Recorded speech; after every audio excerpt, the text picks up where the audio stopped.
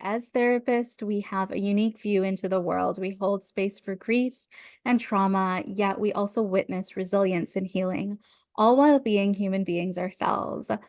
We hope in this podcast to share helpful psychoeducation insights with our world as psychotherapists. And while we'll be talking about things therapy related, this is not meant to replace care by a therapist, and it also doesn't equate a client therapy relationship.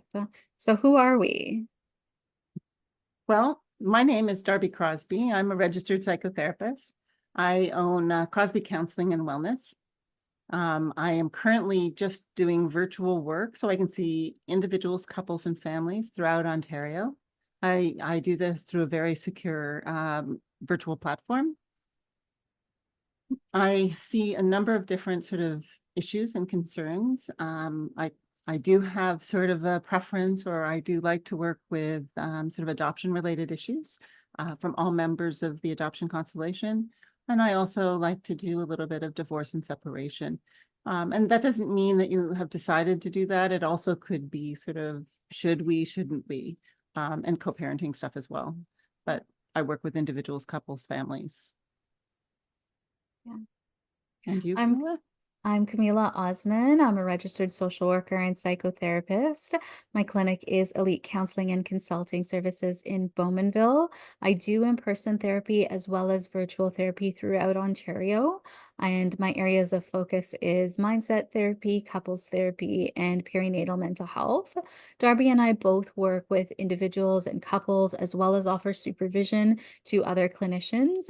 We will be sure to include our website so that if you choose to learn more about us individually, you can go to the website. So I did want to play Two Truths and a Lie. Oh, okay. So should I go first, Camilla? Absolutely. Okay, two truths and a lie. I did a lot of scuba diving.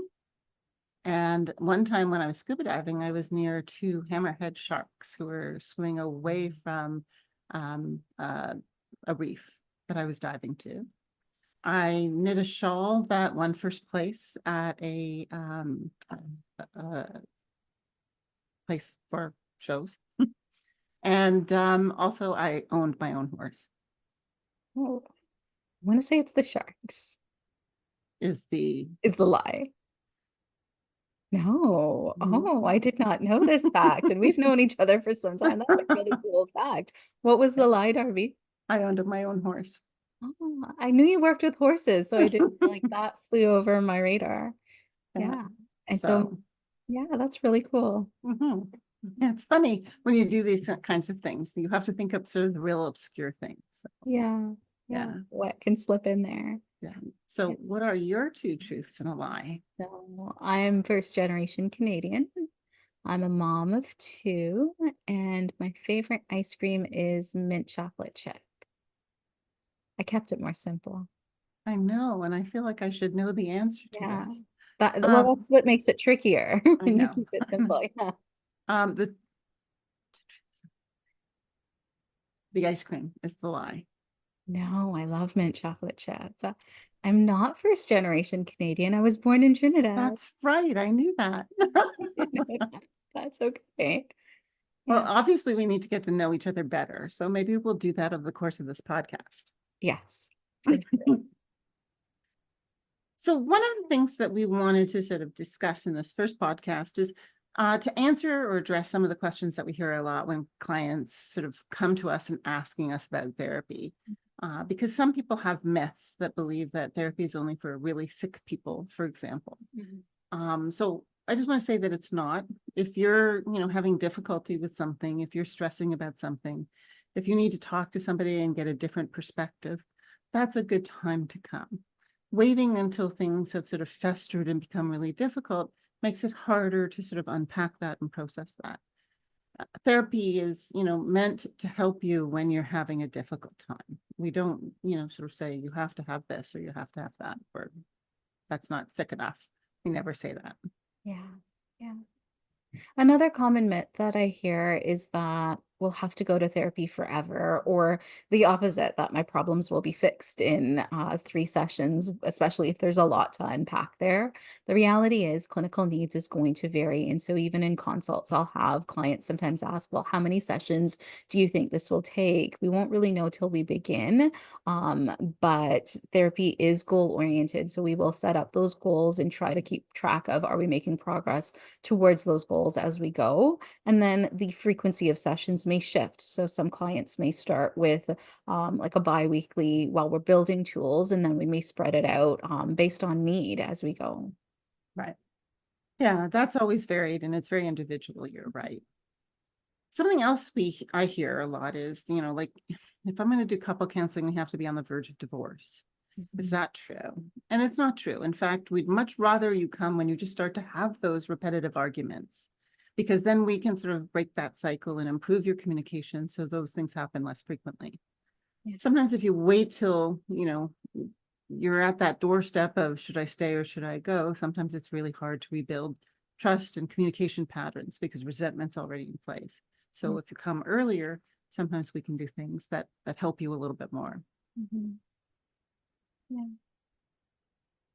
The other myth that comes to mind is the idea that, there's shame talking about personal issues outside of the home. Sometimes there's more of that myth when it comes to different cultural lens. I know within my culture as an Indo-Caribbean, certainly I hear a lot of that. And the reality is sometimes talking about issues outside of the home gives you that fresh perspective. I think of that cliche, the forest and the trees.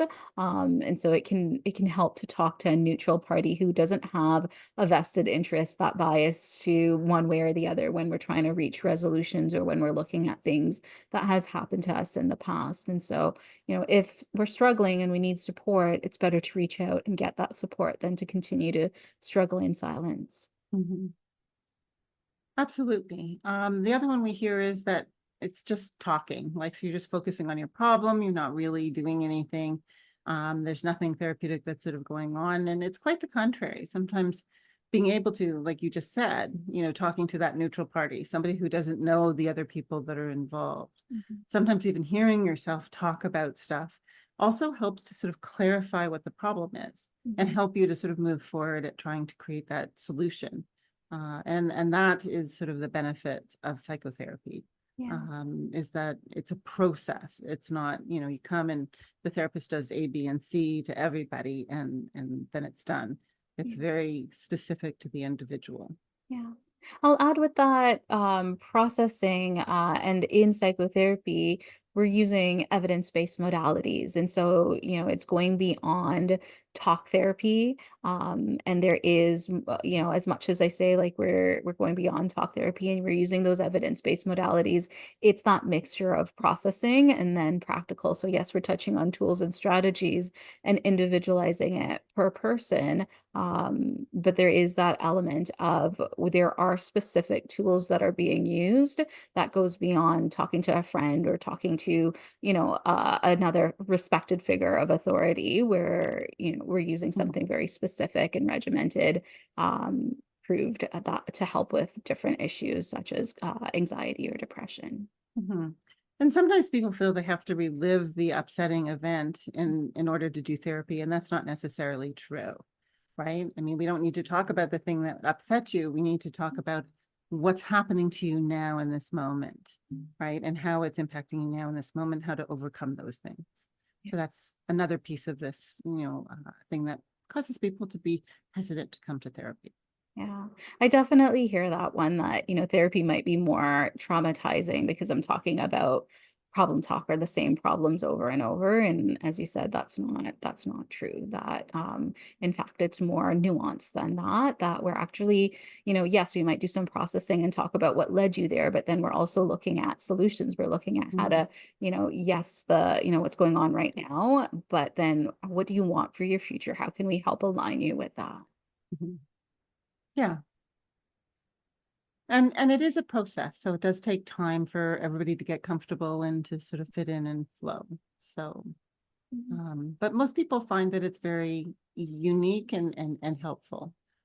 Therapy is also not something that you have to lie on a couch on anymore. We don't do that. And It's really just more like a dialogue like what we're having right now, and asking questions about things that you're thinking and feeling. Mhm. So we're really looking forward to seeing how this podcast grows from here. Some of the topics we aim to cover include self-compassion and the inner critic, burnout, stress reduction, and more. If there's a topic you'd like to hear more about, or if you have questions, feel free to message us at darbykameela@gmail.com, and we'll be sure to include that, in a caption for you.